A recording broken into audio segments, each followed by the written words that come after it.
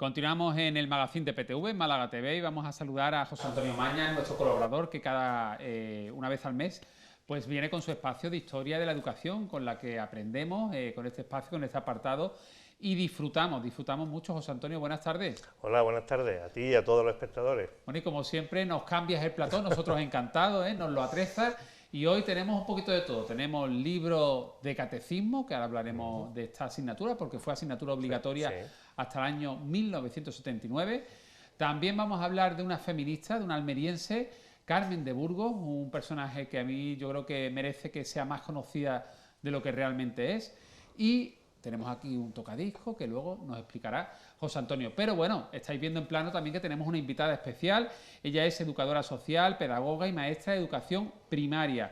Tiene también un máster en Cultura de Paz, Conflicto, Educación y Derechos Humanos. Y actualmente es profesora del área de Teoría e Historia de la Educación de la UMA, donde investiga e imparte clases de Historia de la Educación. Me he dejado llevar yo por los catecismos. Te he puesto profesora de Teología, pero no.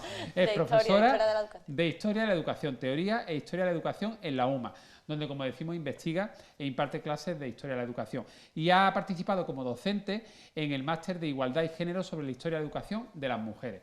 Ella nos va a hablar de la figura de Carmen de Burgos. Bienvenida. Hola. Buenas tardes. Bueno, vamos a comenzar con la asignatura de catecismo. Yo tengo aquí un texto, un librito muy cortito en el que los alumnos se lo tenían que saber de pe a pa para hacer la primera comunión. Sí, eso es un... ¿Y este libro es tuyo? Sí, es mío. Con 7 años, José Antonio Maña se estudió, por ejemplo, qué era blasfemar. Sí, o que quienes dio, en fin, ya lo recuerdo regular, pero sí, ese es un catecismo que son preguntas y respuestas, es un catecismo de primer grado y lo que hacíamos los chicos y las chicas era aprendernos toda esta doctrina para poder después hacer la comunión. Era una asignatura, el catecismo, el estudio del catecismo era una doctrina, o sea, una asignatura que se estudió durante muchísimos años, primero antes de la República, incluso también en algunos sitios durante la República, Segunda República, y después intensamente durante el franquismo, durante la dictadura y hasta la llegada de la enseñanza general básica. Y un poco más tarde, hasta el año 79, fue una asignatura obligatoria y evaluable. Después esa asignatura pasó a ser optativa y se podía elegir ética, que era la asignatura, digamos, equivalente. Y me he traído, pues, algunos de los, aparte de ese que tú tienes ahí, me he traído algunos otros catecismos que están en una fotografía que hemos hecho, que este es otro de primer grado y otro de segundo grado. Yo tengo aquí algunas preguntas con sus respuestas, que era lo que tú te tenías que estudiar para hacer la comunión. Y, por ejemplo, dice, ¿qué es blasfemar? Blasfemar es decir palabras o hacer gestos injuriosos contra Dios, la Virgen, los santos y la Iglesia. Y luego dice, ¿cuál es el tercer mandamiento de la ley de Dios? El tercer mandamiento de la ley de Dios es santificarás las fiestas. Sí, claro. En el catecismo tenemos muchas imágenes de otros catecismos, incluso catecismos del siglo XIX, están ahí en la colección del Museo Andaluz de la Educación, ahora mismo lo estamos viendo, son muy, muy antiguos. Aparte de lo que son estas preguntas y respuestas, que esto es más de los años 50, 60, en aquellos catecismos aparece todo lo que era las oraciones que un cristiano, un católico tenía que saberse. Estaba el Padre Nuestro, el Ave María, el Credo, cómo rezar un rosario, que fue una de las actividades que se realizaban habitualmente en la iglesia. Y una cosa que tú hablábamos fuera de cámara, todas estas cosas se estudiaban en la escuela, en el colegio. Posteriormente, un chico, un niño o una niña que quiera hacer la comunión ya lo hace fuera del colegio, del centro, en seminarios que se realizan fuera en la iglesia. O en fíjate, yo recuerdo, yo nací en el 79 y me decía esto fuera de cámara que esta asignatura era obligatoria, el catecismo, hasta el año precisamente 1979. Yo que hice la comunión, a mí, por ejemplo, me dio la catequesis, pues, por ejemplo, una vecina y lo hacía fuera del horario escolar. Claro, hemos visto en las imágenes algunos catecismos de la época de la enseñanza general básica. De hecho, hemos traído uno de ellos y es probable que algunos de estos que están de colores, que eran muy conocidos, eran los que utilizaban. Yo recuerdo, por ejemplo, en naranja creo yo lo he llegado a ver, utilizado, sí. Catecismo escolar, esto era la época de la EGB. De la EGB. Porque, José Antonio, a partir del 79 se seguía dando religión, pero ya como una optativa, o sea, tú podías elegir entre religión o ética. Una vez que se aprueba la enseñanza general básica, la asignatura pasa a ser sigue siendo evaluable, pero hay una alternativa que es la ética. Mucho más tarde ya deja de ser evaluable, simplemente lo tenían que ofertar los centros como optativa. Pero fíjate, todo esto cambia muchísimo porque a posteriori se empieza a dar otras materias. Ya no es el catecismo como esto de preguntas-respuestas que tenías que sabértelo, sino que se habla de historia de las religiones, se habla primero de historia sagrada, después de historia de las religiones y posteriormente entran dentro de las opciones otras confesiones que entran como asignaturas posibles dentro de la formación del currículo académico de los centros, ¿no? Bueno, pues hecho este paréntesis que hemos querido hacer, esta primera parte dedicada con mucho al respeto, con respeto, por supuesto. Por respeto, porque fue una parte de nuestra historia que vivió intensamente muchas familias, todos los que estamos aquí, pues hemos vivido en esa época. A posteriori, pues las cosas cambian, pero durante toda esa época vivimos muy intensamente toda esta fase. Una asignatura que se impartía como obligatoria antes y después de la República, ¿no? Sí, pero incluso en algunos sitios durante la Segunda República, en algunos centros muy determinados, también se siguió impartiendo, ¿no? Es verdad que hubo problemas con el tema de la religión, en fin, no vamos a entrar en ese debate, pero sí había centros que todavía lo seguían impartiendo. Se seguía impartiendo. No como, por supuesto, no como después, en la época del franquismo, ¿no? Sí. Bueno, pues vamos a ir con Carmen de Burgos, decía yo, feminista, almeriense, nació en Rodalquilar, ¿verdad? Sí, ella nació en Almería en 1867, en el seno de una familia acomodada. Se casó muy joven con un hombre mucho mayor que ella y tuvo un matrimonio desdichado. En primer lugar porque se murieron 3 de sus hijos y en segundo lugar porque su marido era un vago, juerguista y maltratador. Entonces ella decide abandonarlo y se va a Madrid con la única hija que le sobrevive. Fíjate que entonces no estaría ni aprobado el divorcio, con lo cual, bueno, ella se lió la manta a la cabeza y se fue con la única hija que le quedaba a Madrid. Que le sobrevivió, sí, se fue a Madrid.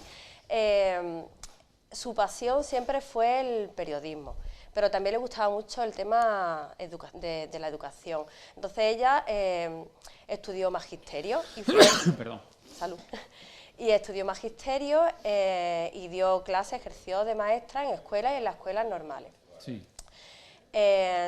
Resulta que cuando ya estaba en Madrid tuvo que compaginar el trabajo de maestra con una actividad frenética de conferencias, de tertulias, de escritura, escribía muchísimos libros y viajar, que era su gran pasión. Y ella amaba lo desconocido y de hecho decía que si ella fuera rica no se compraría una casa, sino una maleta. Anda, para viajar y aprender en esos viajes, ¿no? Es un personaje que hay que ubicar entre la segunda mitad ya última del siglo XIX y principios del siglo XX. En esa época, mujer, conferenciante, periodista, escritora, traductora y además activista de los derechos de la mujer. Hablamos desde luego, una mujer adelantada en su tiempo, ¿eh? Sí, muchísimo. Ella frecuentó los círculos intelectuales de la época. Fue la tercera mujer que formó parte del Ateneo de Madrid en 1895. A lo largo de su vida ha escrito más de 200, tiene publicados más de 200 títulos de ensayo, traducciones y artículos de prensa nacional e internacional. Y ella utilizaba un seudónimo. Utilizaba muchos seudónimos, pero uno de los más conocidos era Columbine. ¿Y por qué ese seudónimo de Columbine u otros seudónimos que utilizaba muchísimo Marianela, Columbine, pero el que más se le conoce es de Columbine. De hecho, tenía una tertulia los miércoles que se llamaba Los miércoles con Columbine. ¿Y el utilizar el seudónimo era una estrategia para a lo mejor quizás no hacerse responsable de lo que escribía por repercusión que pudiera haber? Sí. Entonces ella era muy crítica, pero también era prudente porque sabía la época que estaba. Claro. Entonces... había que ser práctico. Sí. Un personaje muy interesante, ¿verdad, José Antonio? Muy interesante. Y además ya hablamos de un libro de ella hace algunos programas, cuando hicimos el especial de cocina. Fíjate, hicimos ese de Carmen de Burgos, que ¿Quiere usted comer bien? Es un libro que ya trajimos aquí en un programa anterior. Y fíjate que la diversidad de materias y de temas que tocaba ella. Y bueno, pues ahí está, ¿no? Sí, ella tenía una columna, porque ella fue la primera mujer periodista profesional. y ella tiene una columna propia que se llamaba Notas Femeninas. Sí. Y ella fue la primera que trató el tema del divorcio en 1904 en España y publicó una encuesta sobre ello. Y habla de otros temas sociales y actuales en ese momento, sobre el aborto, el sufragio femenino, o sea, temas que, bueno, que determinados poderes, pues, Eso te iba a preguntar, claro, Victoria, porque una mujer valiente, valiente, muy valiente, y que seguramente tendría algún que otro problema, ¿no? Porque tocar en aquella época el aborto, el divorcio, el sufragio femenino, en fin. Sí, también fue la primera mujer corresponsal de guerra. Cuando estalló la guerra de Marruecos en 1909, ella desde Melilla pues enviaba artículos, siempre con carácter antibelicista, pero en su lucha por la igualdad ella siempre luchó porque la mujer estuviera presente en el ejército. Y Victoria Eugenia, mira, aquí estamos viendo precisamente una fotografía que yo creo que en su papel de corresponsal en Marruecos, en la guerra de Marruecos, ¿no? Ay, perdón, estaba mirando. ¿Sí? Sí. Ahí está esa fotografía. Oye, te iba a preguntar porque, claro, estamos hablando de una andaluza, almeriense decíamos, y yo creo que no es un personaje suficientemente conocido. No sé si es que ha pasado desapercibido porque la historia ha sido injusta con ella. Hay que reivindicar su papel también y lo que hizo, ¿no? Ella muere en 1932, cuento esto, porque muere al comienzo de la República y dicen que sus últimas palabras fueron: muero contenta porque muero republicana. Años más tarde, con la dictadura franquista, la ponen en la lista de autoras prohibidas. Vaya. Entonces, pues... La borraron del mapa. Mutilando nuestra memoria. Claro. Sí. Bueno, pues mira, nunca es tarde para recuperar el legado que personas como Carmen de Burgos pues nos dejaron a nuestra sociedad. Afortunadamente, cada vez se conoce y reconoce más a esta mujer, a esta feminista que luchó tanto por nuestros derechos. En concreto, en la Universidad de Málaga tenemos un premio de ensayos y divulgación feminista y que lleva su nombre, y también tenemos en el barrio de Teatino, tenemos un colegio público, se llama Carmen de Burgos. Qué bien. Que yo justo vivo enfrente, o sea, desde mi balcón veo el patio del colegio de Carmen de Burgos. Muy bien. Oye, pues Victoria Eugenia, muchas gracias por venir al programa y por acercarnos a la biografía, trayectoria y sobre todo lo que decíamos, ¿no? Al legado que dejó Carmen de Burgos, una mujer adelantada a su tiempo. Muchas gracias. ¿Te quedas aquí con nosotros el resto del espacio? Sí. Venga, vamos a hablar de tocadiscos y gramola. Y aquí tenemos uno que luego José Antonio creo que va a hacer ahí de la suya. Claro, bueno, siguiendo la serie de... José Antonio DJ. Bueno, es complicado porque es manual y veremos a ver si sale. Siguiendo la serie que hemos dedicado en los últimos programas a colecciones de instrumentos que formaron parte de nuestra vida en la sociedad, hicimos uno de telégrafo, hicimos uno de radio, hoy tocan las gramolas y los tocadiscos. Estas son las imágenes de la exposición que tenéis allí, del material que tenéis en torno a tocadiscos y gramolas en el MAE, en el MAE, correcto. Andaluz de la Educación. Bueno, quiero decir que, igual que pasaba con la radio o con esto de las gramolas y los tocadiscos, nosotros no somos un museo que se dedica a esto, no somos un museo de la radio ni un museo del tocadisco, sino lo que tenemos son determinados elementos para que los chicos y las chicas que nos visitan, o las personas mayores, vean estas piezas y cómo ha evolucionado la técnica y la historia a lo largo del tiempo. Dentro del contexto, ¿no? Educativo.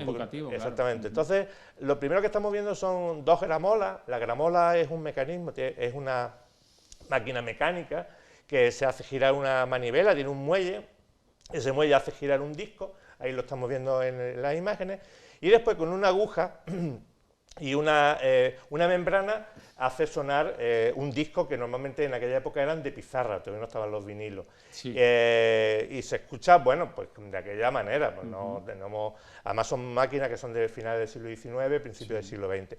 Ahí tenemos los discos de pizarra, que son muy frágiles, porque como le des un golpe o se te cae, se parten, claro, son muy delicados. Tenemos de distintas casas, hay unos que son con un sello en el centro, que son La voz de su amo, que son unas grabaciones, igual que esta máquina que tenemos aquí, que son un poco de diseño de Thomas Alva Edison, evoluciones de... ¿Todos estos son discos de pizarra? Todos los que salen en estas imágenes, en esta primera tanda son discos de pizarra.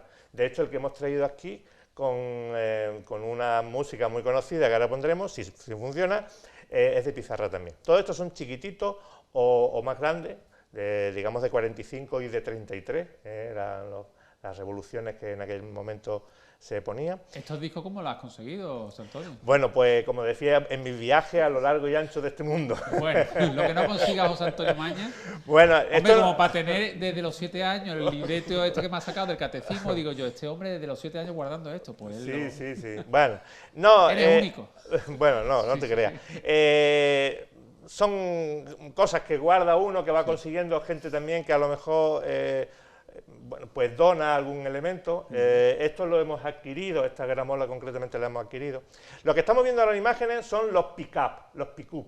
Los pick-up eran unas maletas que se ponían, sobre todo en aquello que recordamos que eran los guateques. Sí. Los guateques. Entonces ponían el pick-up con un altavoz, era una maleta que se le levantaba la tapa y era el altavoz. Y entonces pues ahí bailábamos, yo soy de aquella época. Sí. No, un poquito. Y también el que viene a continuación, que es un Cosmo, es un picú que se utilizaba con los cursos de idioma. Es decir, te compraba, mi padre me lo compró, ese es mío, un curso de francés, y entonces venían discos, vinilos ya, y te daban esta maletita. Hacía el listening en francés. El listening con el picú. Y sí, muy divertido. Sí. Horas y horas escuchando los discos. Para nada, porque yo... Bueno. Y esto que tenemos son unos... Dejó poco por sentir los discos. Aproveché poco. Y estos son las canciones escolares. Sí. Bueno, durante mucho tiempo la música que se aprendía en la escuela eran temas de canciones populares o canciones relacionadas con la sesión femenina y cosas de esto. Entonces, ahí tenemos uno también que nos regalaron de Disneyland, con los cuentos de Pulgarcito y con todo esto. Este es el Cosmo famoso, el Cosmo 751, que era el del curso de francés. Ajá. Pero yo no he traído el curso de francés para no agobiar con el tema de tanto aprender, y me he traído unos discos infantiles. Vale. Y entonces ahí están pues el disco de Heidi, el de los payasos, el de Sancho Quijote. Sí, hombre, eso lo hemos escuchado todo. Todo. De algunas generaciones. Oye, sí que veo que en todos estos aparatos, creo, si no me equivoco, que tenías también que marcar las revoluciones. Claro. Porque claro, había algunos discos que funcionaban con una revolución y otros con otra. Claro, los chiquititos, los singles, que se llamaba, es que esto es tan arcaico, los singles son los pequeñitos, iban a 45 revoluciones. Los LPs, los grandes, iban a 33. Ojo, que ahora ha vuelto la fiebre por los vinilos. Y ahora todo el mundo se compra unos equipazos que suenan de maravilla, y hay una furia por conseguir los LP pues de Supertramp, de Uriah Heep, de Pink Floyd, o sea, una cosa espectacular. Por lo peculiar del sonido. Por lo peculiar del sonido, porque es verdad que la música digital no le saca todos los matices al sonido. Ahora estamos viendo otro tocadiscos. Esto ya es un plato que se llamaba con sus altavoces externos, y ahí unos discos, ya estos son de los años 90. Fíjate, los Mac Mix, ¿te acordarás de los Mac Mix? Hombre, fue una revolución de los años 90. Todo, claro, además, te lo vendían en cinta y lo ponías en el coche cuando iba a la playa, ¿no? El Mac Mix 7, tal. Ahí tenemos otro disco de Harcha, que fue el grupo musical durante mucho tiempo, y después Triana, los Chichos y los Chunguitos, que fue también unos grupos muy conocidos, y después Supertramp, ahí algunos más, Madonna, y los discos de grandes éxitos. ¿Qué época aquella? ¿Qué época? En la que la música no se descargaba y tenías que ir a la tienda, comprar el disco, luego el CD, incluso en los supermercados, que había esos probadores. Claro, te ponías los cascos y escuchabas. En la tienda esa tan grande que está allá en la Alameda, y te ponías con unos... Y si te gustaba, pues entonces te lo... Y esto que estamos viendo es un Technics. Esto era la marca más famosa de los tocadiscos, de los equipos de música. Fíjate, Diego, los altavoces tan enormes, los baffles que se decían antiguamente, tan enormes que utilizaban estos equipos. Fíjate que tiene ahí como el subwoofer, el woofer y todo lo demás. Bueno, impresionante la colección que tiene el Museo Andaluz de la Educación en Alhaurín de la Torre, de gramolas, de tocadiscos. Siempre me gusta recordar lo que es un museo con entrada gratuita, sí. Y que además, aparte del propio museo, también organizáis actividades paralelas. Eso es. Bueno, colaboráis con otras instituciones, Sí. eso también es muy positivo. Ayer estuvieron los compañeros del Museo Thyssen, del Sí. Departamento de Educación del Thyssen, que estuvieron visitándonos para hacer actividades conjuntas. José Antonio, para terminar, vamos a poner en marcha bueno, la gramola, a ver si Vamos nos a ver, funciona. Yo me tengo que girar un poquito. Fíjate, vamos a describirlo un poco. Aquí tengo el brazo, esto es la manivela porque es un tema, es algo mecánico, Sí. entonces tenemos que darle vueltas a la manivela para cargar el muelle, ya lo he cargado antes, Vale. y ahora lo que vamos a hacer es que funcione lo que es el mecanismo. Sí. Si no deja de funcionar, a ver, un segundito, que funcione.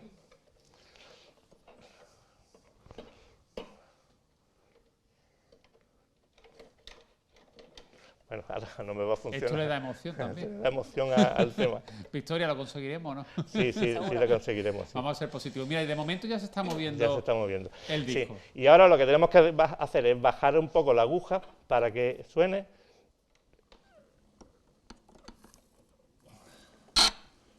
A ver si soy capaz. Al final va a ser DJ y todo. Ah, mira, mira.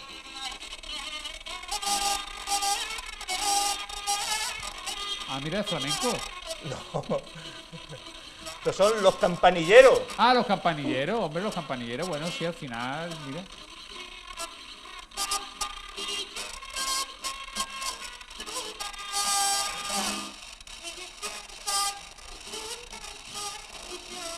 Bueno, fíjate que la aguja, el sonido sale por la membrana, que es eso de ahí. No hay ningún otro mecanismo, altavoz ni ni nada. altavoz ni nada. Es la vibración de la aguja sobre el disco de pizarra que transmite a la membrana vibra y ya está.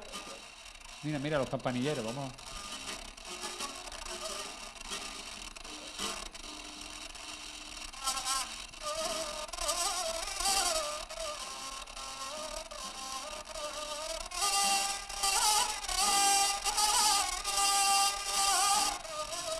Bueno, esto es un museo, una pieza de museo aquí en vivo y en directo en el programa. Esto es una pieza de museo, efectivamente. Totalmente. ¿Año Sí. que puede tener este...? Esto es de final del siglo XIX, comienzo del siglo XX, sobre 1890, entre 1890 y 95 y 1905 aproximadamente.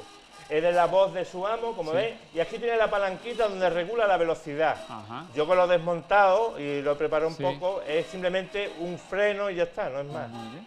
Pues José Antonio Mañas, muchas gracias. Bueno, vamos a levantar, que Lo no. levantamos para despedirnos bien, dejamos Bueno. los campanilleros Y aquí ya, fíjate que esto se gira y aquí y ya, ya se para. ya.